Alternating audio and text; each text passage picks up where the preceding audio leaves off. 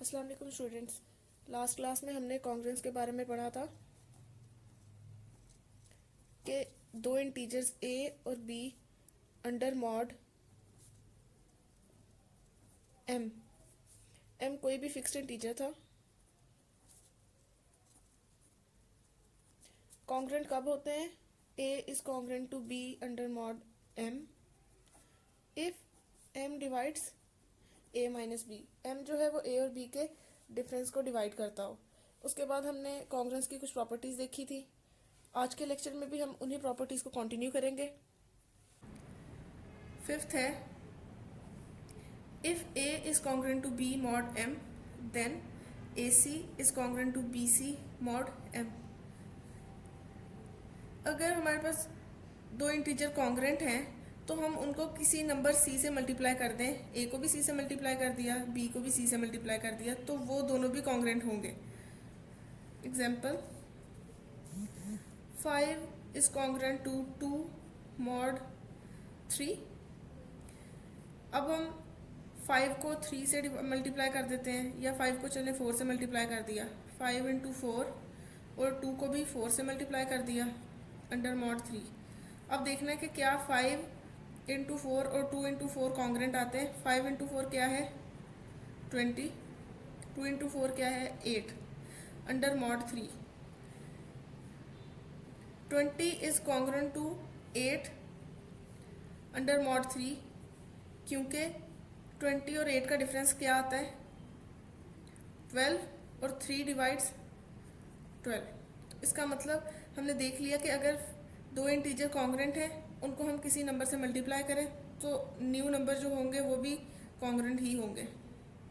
Second है कि अगर दो इंटीजर कॉन्ग्रेंट हैं, उनमें हम कोई नया इंटीजर ऐड कर दें तो वो दोनों भी कॉन्ग्रेंट ही होंगे। इसका प्रूफ क्या है? Since a is congruent to b, so by definition m divides a minus b. This shows that m divides a minus b. अब अगर फिर से डिविजिबिलिटी की प्रॉपर्टी है कि अगर एक इंटीजर a किसी इंटीजर b को डिवाइड करता है तो a जो है वो b के किसी मल्टीपल को भी डिवाइड करेगा। k क्या है एक इंटीजर, तो a जो है वो b के किसी मल्टीपल को भी डिवाइड करेगा। अब चूंकि m जो है वो a माइनस बी को डिवाइड कर रहा है, तो m अगर हम a माइनस बी को किसी नंबर c से मल्टीप्लाई करते हैं तो m जो है वो उसको भी डिवाइड करेगा।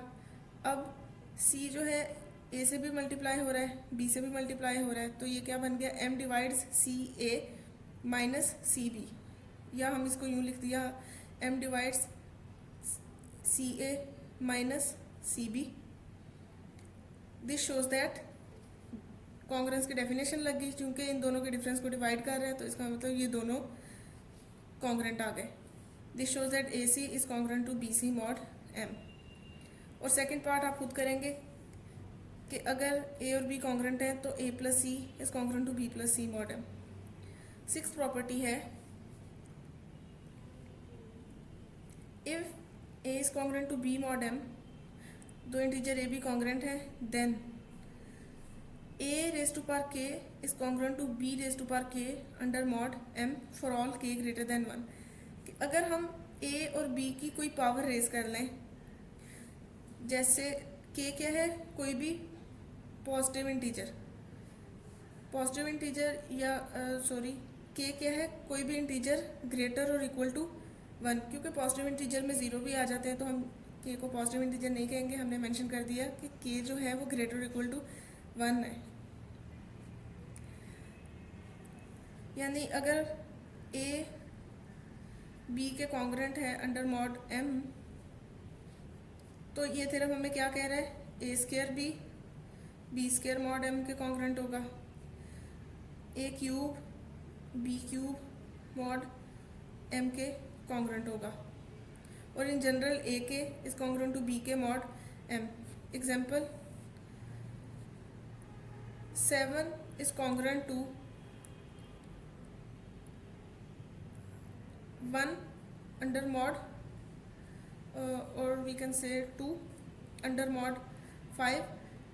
तो ये थ्योरम हमें क्या बता रहा है, हम 7 की कोई भी पावर ले लें तो वो टू की उस पावर के कॉन्ग्रेंट होगा। 7 की पावर 2 जो होगा वो कॉन्ग्रेंट हो जाएगा 2 की पावर 2 मॉड 5 के, क्योंकि 7 square is equals to 49, 2 square is equals to 4 and 49 minus 4 is equals to 45 and we know 5 divides 45। इसी तरह अगर हम 7 क्यूब ले लें तो वो किसके कॉन्ग्रेंट होगा, वो 2 क्यूब के कॉन्ग्रेंट होगा। लेकिन बट अब इसका कन्वर्स जो है वो इन जनरल होल्ड नहीं करता, यानी अगर a congruent to b mod m है तो हम कह सकते हैं ना कि a की कोई भी पावर b की उस पावर के कॉन्ग्रेंट होगी। लेकिन अगर a की पावर k b की पावर k के कॉन्ग्रेंट है तो ज़रूरी नहीं कि a और b जो हो वो भी कॉन्ग्रेंट हो। But if a raise to power k congruent to b raise to power k for k greater than और equal to 2, then a congruent to b mod m may not be true. तो ज़रूरी नहीं कि a और b भी congruent होंगे। अगर दो इंटीजर्स की पावर भी कॉन्ग्रेंट आ रही है तो ज़रूरी नहीं कि वो दो इंटीजर भी कॉन्ग्रेंट हों। अब इसका प्रूफ देख लेते हैं। Let a b congruent to b mod m।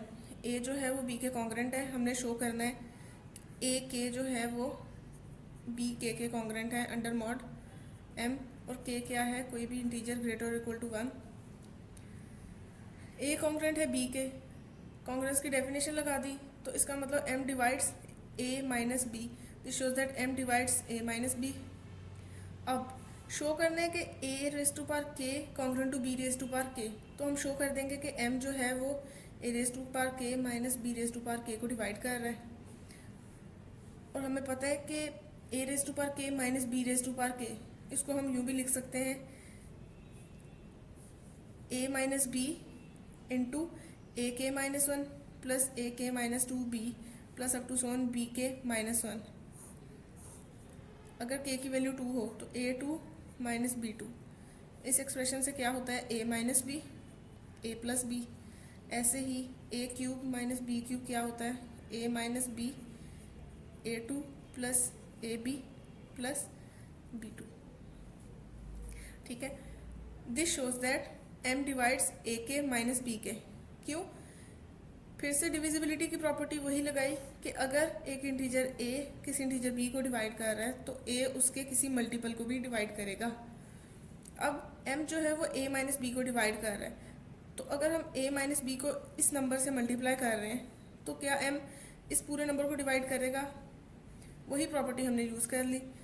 m जो है a माइनस बी को डिवाइड कर रहा है, इसका मतलब m जो है वो a के माइनस बी के को डिवाइड करेगा, क्योंकि वो a माइनस बी का मल्टीपल है। This shows that m divides a के माइनस बी के। तो by definition of congruence a के इज कॉन्ग्रेंट टू b के under mod m।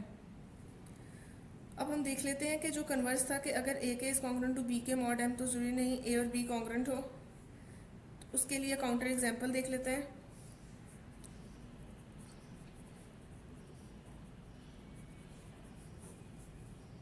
Converse does not hold in general.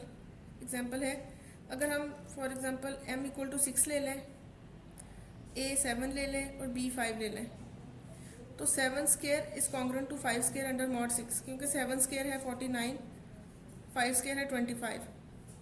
तो 49 minus 25 is equal to 24 and 6 divides 24। But 7 is not congruent to 5 mod 6 because 7 minus 5 is equal to 2 and 6 does not divides 2।